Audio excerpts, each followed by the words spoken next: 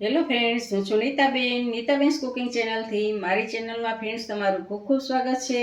આજે હું તમારી સાથે શેર કરવાની છું ફરાળી વાનગી. પરંતુ આવી ફરાળી વાનગી ક્યારેય નહીં ખાધી હોય. ફ્રેન્ડ્સ, વાનગીનું નામ હું તમને રેસીપી બનાવવાનું ચાલુ કરીશ ત્યારે કહીશ. તો ફ્રેન્ડ્સ, તમને મારી આ રેસીપી ગમે તો લાઈક અને શેર કરજો, અને મારી ચેનલને હજી સુધી તમે સબસ્ક્રાઈબ ન કર્યું હોય તો સબસ્ક્રાઈબ કરજો, અને બાજુમાં રહેલ બેલ આઇકન પ્રેસ કરજો, જેથી મારી નવી નવી રેસીપીના નોટિફિકેશન તમને મળતા રહે. તો ચાલો ફ્રેન્ડ્સ, આપણે ફરાળી ઢોસા બનાવીએ. જુઓ ફ્રેન્ડ્સ, આપણે આ નાનું મિક્સર જાર લીધું છે, અને એમાં આપણે આ અડધો કપ આપણે મોરૈયો લીધો છે, અને સાંબો પણ કહી શકાય છે. એ અડધો કપ લીધો છે, અને હવે એનાથી અડધું આપણે સાબુદાણા લેવાના છે. આ જેટલા આપણે સાંબો લીધો છે એનાથી અડધા આપણે સાબુદાણા લેશું. તો આ બંનેને આપણે મિક્સર જારમાં મિક્સ કરી દેવાનું છે. 1 મિનિટ સુધી આપણે ચલાવવાનું છે મિક્સરને, અને આપણે એકદમ ઝીણો પાવડર બનાવવાનો છે. જુઓ ફ્રેન્ડ્સ, આપણે આ એકદમ ઝીણો પાવડર કરી લીધો છે સાબુદાણા અને મોરૈયાનો. જુઓ ફ્રેન્ડ્સ, આપણે અહીંયા જેટલો મોરૈયો લીધેલો છે એટલું જ આપણે ખાટું દહીં લીધેલું છે. અડધો કપ આપણે મોરૈયો લીધો હતો, તો અડધો કપ આપણે આ ખાટું દહીં લીધું છે. અને એ બધા જ સારી રીતે આપણે મિક્સ કરવાનું છે. અને હવે જેટલું જરૂર જણાય એ પ્રમાણે આપણે પાણી રેડવાનું છે. તો ફ્રેન્ડ્સ, હજી આપણે પાણી રેડવું પડશે. તો આપણે પાછું એ જ કપના માપથી આપણે પાણી લઈ લઈએ. અડધો કપ આપણે પાણી લીધું છે, તો એમાંથી હું અડધું પાણી એડ કરું છું, અને સારી રીતે મિક્સ કરી દઈએ. આપણે સાવ ઢીલું જ બેટર રાખવાનું છે, અને અત્યારે આપણે એને પલાળીને રેસ્ટ કરવા મૂકશું, એટલે પાછું ઠીક થઈ જશે. જુઓ, આ પાછું અડધું બચેલું છે, એને પણ ટોટલ મેં આમાં 2 અડધા કપ આપણા રેડેલું છે. જેટલો મોરૈયો છે એનું ડબલ પાણી આમાં એડ કર્યું છે ફ્રેન્ડ્સ. તો જુઓ, હવે એકદમ ઢીલું થઈ ગયું છે. તો હવે આને આપણે એકદમ એકરસ થઈ ગયું છે, તો આને આપણે રેસ્ટ કરવા મૂકવાનું છે. જુઓ ફ્રેન્ડ્સ, આને આપણે 15 મિનિટ માટે રેસ્ટ કરવા મૂકીએ. જુઓ ફ્રેન્ડ્સ, આપણે બેટર રેસ્ટ થાય છે ત્યાં સુધી આપણે બટેટાની સૂકી ભાજી બનાવી લઈએ. તો ગેસ ઉપર એક પેન રાખેલું છે, અને એમાં આપણે 2 ચમચી ઓઇલ આપણે એડ કરશું, અને ઓઇલ ગરમ થાય એટલે આપણે એમાં મસાલા કરશું.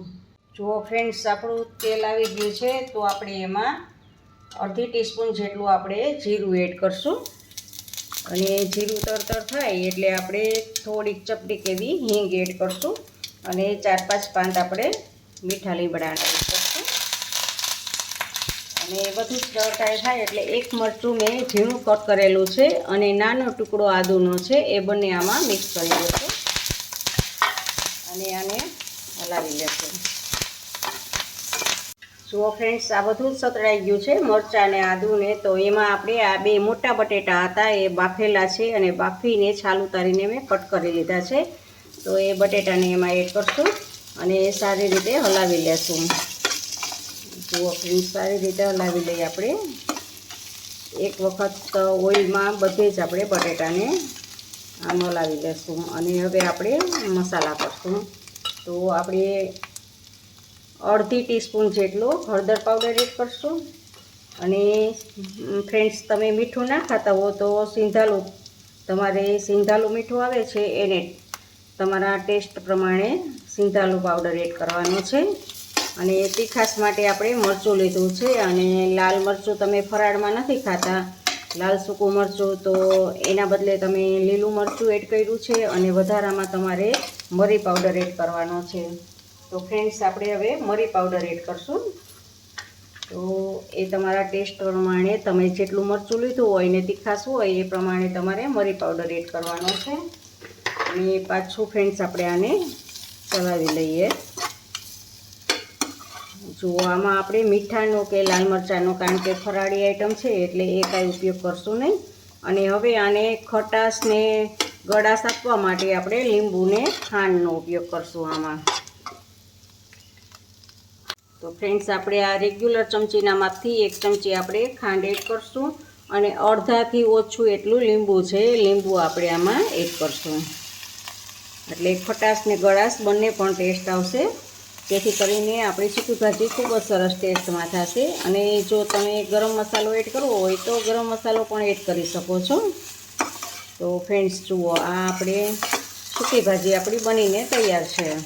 તો ગેસને આપણે ઓફ કરી દઈએ. જુઓ ફ્રેન્ડ્સ, આપણે 15 મિનિટ થઈ ગઈ છે. તો હવે આપણે આ જુઓ એકદમ સૂજીને એ બધું આપણું ઓલું સાંબો, સૂજી નહીં પણ સાંબો ને એ બધું જ આપણું પલળીને એકદમ સરસ થઈ ગયું છે અને ઘાટું પણ થઈ ગયેલું છે. તો ફ્રેન્ડ્સ, હવે આપણે આમાં મસાલા કરશું. તો 1 ચમચી લીલા ધાણા છે એ એડ કરશું અને મીઠા લીમડાના પાન 1 ચમચી છે એ ઝીણા ઝીણા કટ કરી લીધા છે. એનો ટેસ્ટ ખૂબ જ આવે છે, એ પણ એડ કરશું. 1 તીખી મરચી છે, એ ખૂબ જ તીખી હોય છે, એ મરચીને પણ એડ કરશું અને 1 મોરું મરચું છે એને પણ એડ કરશું આમાં. અને આદુને કાંઈ તમારે આમાં એડ કરવું હોય તો કરી શકો છો. અને અડધી ટીસ્પૂન જેટલા આપણે મરી પાવડર એડ કરશું, એનો ટેસ્ટ ખૂબ જ સારો આવશે. અને હવે આપણે એમાં નિમક એડ કરશું. જો સ્વાદ પ્રમાણે તમારે સિંધાલું નિમક એડ કરશું આમાં અને સારી રીતે મિક્સ કરી દેશું. ફ્રેન્ડ્સ, જો તમે ધાણા જીરું ખાતા હો તો ધાણા જીરું પણ આમાં એડ કરી શકો છો. અને આને સારી રીતે આમ મિક્સ કરી દેશું હવે. અને આમાં આપણે લીંબુની કે કાંઈ જરૂર નથી, કારણ કે આપણે ખાટા દહીંનો ઉપયોગ કરેલો છે. અને આને હજી આપણે પાતળું કરવાનું છે. તો પાણી નાખી અને ફ્રેન્ડ્સ આપણે પાતળું કરશું. કે આપણી ઘાટી છાશ હોય એના કરતાં થોડુંક ઘાટું હોય ને એટલું પાતળું કરવાનું છે. જુઓ, સાવ પાતળું કરી દેશું આપણે. હજી આનાથી પાતળું કરવાનું છે આપણે. તો જુઓ ફ્રેન્ડ્સ, આપણે આ પાણી નાખું છું અને ઘાટી છાશ હોય એનાથી થોડુંક જ જાડું કરવાનું છે. જુઓ ફ્રેન્ડ્સ, આટલું રાખવાનું છે. જુઓ, તમે જોઈ શકો છો. તો આપણું આ બેટર રેડી છે અને હવે આના આપણે ઢોસા ઉતારવાના છે. જુઓ ફ્રેન્ડ્સ, ઢોસા ઉતારવા માટે ગેસ સ્ટાર્ટ કરીને એની ઉપર મેં એક પેન લીધેલું છે અને એની ઉપર આપણે ઘી એપ્લાય કરશું. તમે તેલ પણ કરી શકો છો, પણ ફરાળી વાનગીમાં ઘી સારું લાગે છે. અને બ્રશની મદદથી એને બધી બાજુ ફેલાવી દેશું. જુઓ, આમ બધી બાજુ. ને હવે આપણે ગેસને ધીમો કરી દેશું અને આપણે આ જે બેટર છે એ બેટરને આપણે બહારની સાઈડથી બધે જ આમ રેડશું. તમારે જેટલું જાડું પાતળું કરવું હોય એટલું કરી શકો છો તમે.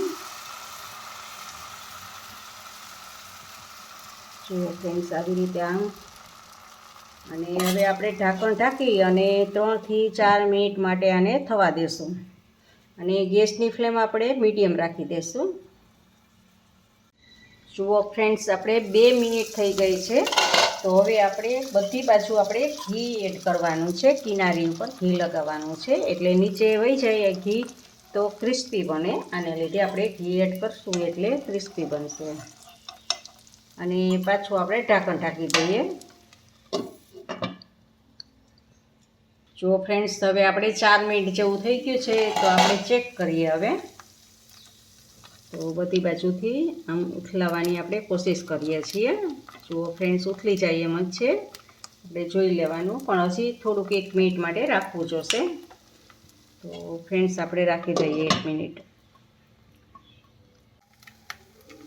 જુઓ ફ્રેન્ડ્સ, હળવે હાથે આને બીજી બાજુ પણ પલટાવી લેવાનું છે અને નીચે ઘી જવા દેવાનું છે. ફરતી કિનારીથી આપણે નીચે ઘી જવા દઈશું. અને આ બાજુ પણ આપણે 2 થી 3 મિનિટ આપણે કૂક થવા દઈએ. જુઓ ફ્રેન્ડ્સ, આપણે 2 થી 3 મિનિટ થઈ ગઈ છે. તો આમાં ચેક કરી લઈએ. તો ફ્રેન્ડ્સ જુઓ, અને જુઓ આ બાજુ પણ સરસ એકદમ ક્રિસ્પી જુઓ બની ગયું છે. તો હવે આને આપણે પ્લેટમાં લઈ લેશું. તો જુઓ ફ્રેન્ડ્સ, આ આપણા ફરાળી ઢોસા કે ઉત્તપમ કે જે તમે કહો એ બધું જ આ ફરાળી વાનગી આપણી બનીને તૈયાર છે.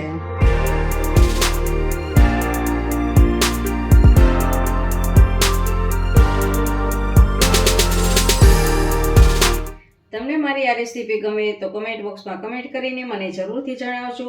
ઇન્સ્ટાગ્રામમાં મારા પેજને ફોલો કરજો, મેં નીચે લિંક આપેલી છે.